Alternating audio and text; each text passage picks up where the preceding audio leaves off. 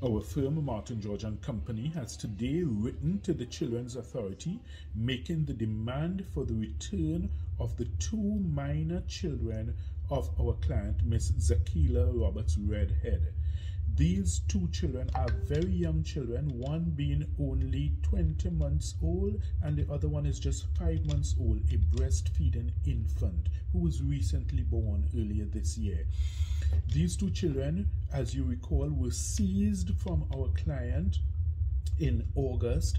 We wrote to the Children's Authority indicating that they had no basis for so doing and there was no justification for it. They placed them in the care of our client's mother and grandmother. Our client was denied the opportunity to see her children, to interact with them.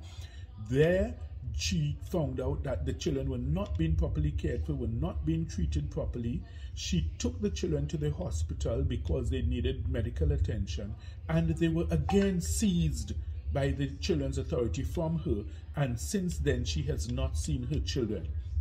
So our client has indicated that since the 20th of September to date, which is today, the 13th of October, so that's 23 days now, she has not seen her children. She does not know where they are. She's not interacted with them. She has not been able to breastfeed the younger child, that's the 5-month-old. She's not been able to play with her children, hold her children, hug her children.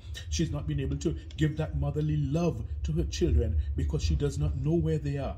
The Children's Authority has acted, in our respectful view, in a rogue and unprecedented manner, whereby they have trampled upon the rights of this client and they have actually abused their power.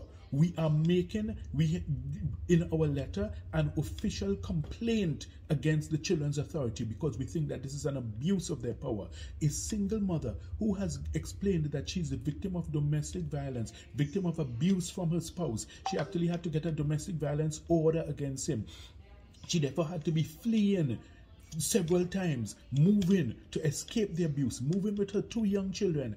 And the Children's Authority is going to turn that situation around and claim that she's not properly caring for her children because she's moving too much. She's moving from place to place. She had no choice. She's fleeing from the abuse. She actually had to obtain an order of the court against her husband for the abuse that she suffered. So in those circumstances, how could the Children's Authority exercise its power in such a draconian and malicious and vengeful manner against a woman who is actually the one who is in need of help and who is actually the victim here?